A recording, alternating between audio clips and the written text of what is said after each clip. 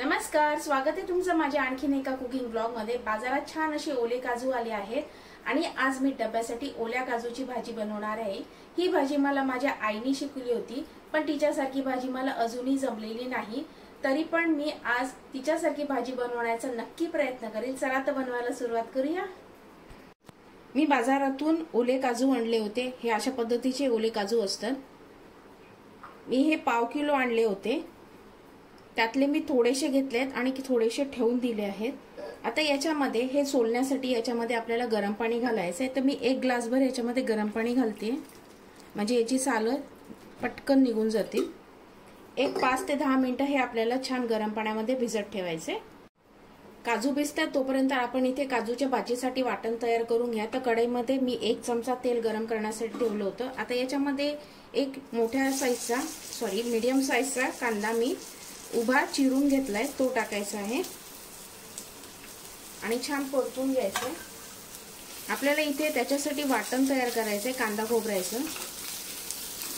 आता कांदा छान मऊ होईपर्यंत, लालसर होईपर्यंत छान परतून घ्यायचंय। कांदा मी 1 मिनिटभर छान परतून घेतलाय। आता याच्यामध्ये 4 ते 5 लसूण पाकळ्या, त्याच्यानंतर थोडंसं आलं आणि कोथिंबीर सुद्धा टाकायची आहे। आता हे पण छान आपण मिक्स करून घ्यायचंय आणि हे पण छान आपल्याला भाजून घ्यायचंय।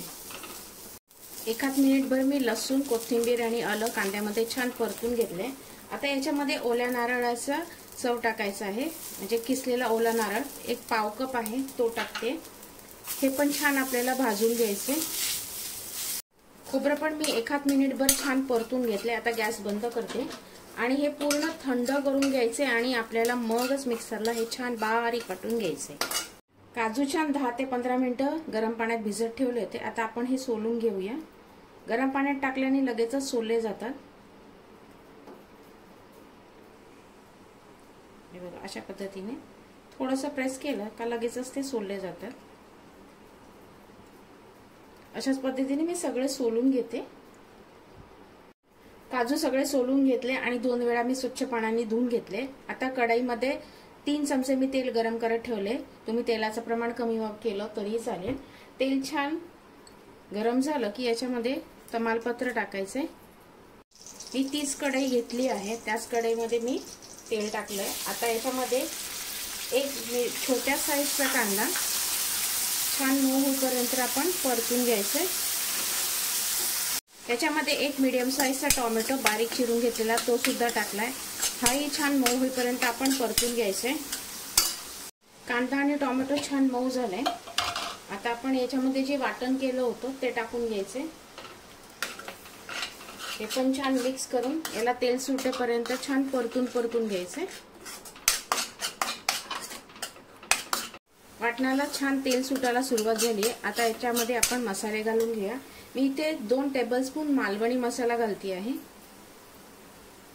त्याच्यानंतर 1 छोटा चमचा काश्मीरी लाल तिखट घालते, हे रंगासाठी आहे। त्याच्यानंतर अर्धा चमचा हळद। आता हे पहिले मिक्स करून घ्यायचे। मसाले जळू नयेत म्हणून मिक्सरच्या भांड्यात थोडंसं पाणी टाकलं होतं, तेच आपण याच्यामध्ये टाकायचे, मिक्स करायचे। आणखीन 1 मिनिटभर हे छान परतून घ्यायचे। 1 मिनिटभर मी छान परतून घेतले। ह्याला सुद्धा तेल सुटायला सुरुवात झाली। आता याच्यामध्ये 1 मीडियम साईजचा बटाटा बारीक कट करून घेतलाय, अगदी बारीक नाही, फोडी करून घेतल्या, त्या टाकते आहे।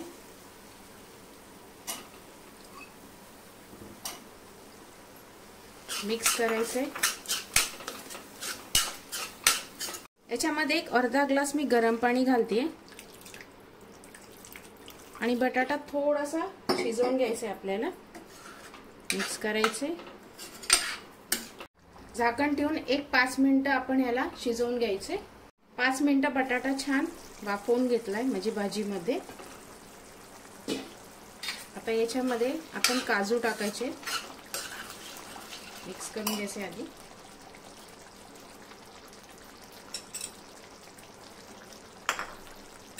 याच्यामध्ये चवीनुसार मीठ सुद्धा टाकून घ्यायचे, कारण काजूपर्यंत आपण याच्यामध्ये मीठ अजिबात टाकलं नव्हतं। मिक्स करायचे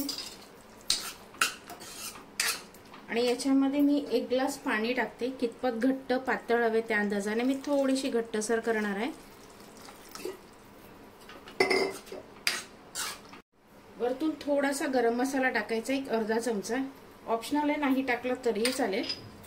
आता मिक्स करायचंय, ह्याला छान उकळी काढून घ्यायची आणि झाकण ठेवून 10 ते 15 मिनिटं हे छान शिजवून घ्यायचे।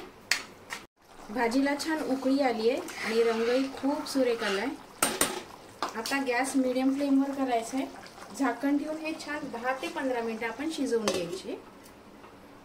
10 ते 15 मिनिटं मी भाजी छान शिजवून घेतली आहे, रंगही खूप सुरेख आलाय। आता याच्यावरती थोडीशी कोथिंबीर घालून घेऊया, मिक्स करायचंय। बटाटा बघूया शिजलाय की नाही। बटाटा पण छान शिजलाय आणि काजू पण शिजले, हे बघा। आता गॅस बंद करूया आणि आता ही भाजी मी काढून घेते। मस्त अशी चमचमीत आणि झणझणीत अशी ओल्या काजूची भाजी बनवून तयार आहे। खूप सुरेख दिसते, रंगही खूप सुरेख आलाय आणि खायलाही खूप टेस्टी लागते। तुम्ही ही भाजी चपाती बरोबर, तांदळाच्या भाकरीवर खाऊ शकता, अप्रतिम लागते। तुम्ही ही घरी एकदा नक्की ट्राय करा आणि कशी झाली मला कमेंट बॉक्स मध्ये नक्की सांगा। ओल्या काजूचा सीझन आला की ही भाजी मी वर्षातून एकदा करते। आमच्या घरात सगळ्यांना आवडते। ही भाजी मला माझ्या आईने शिकवली होती, पण तिच्यासारखी भाजी मला अजूनही जमलेली नाही।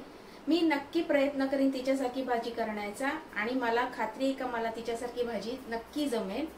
कसा वाटला आजचा ब्लॉग कमेंट करून नक्की सांगा। जर तुम्हाला माझे कुकिंग ब्लॉग आवडत असतील तर लाईक नक्की करा। पुन्हा भेटूया अशा छानशा कुकिंग ब्लॉग बरोबर, तोपर्यंत धन्यवाद।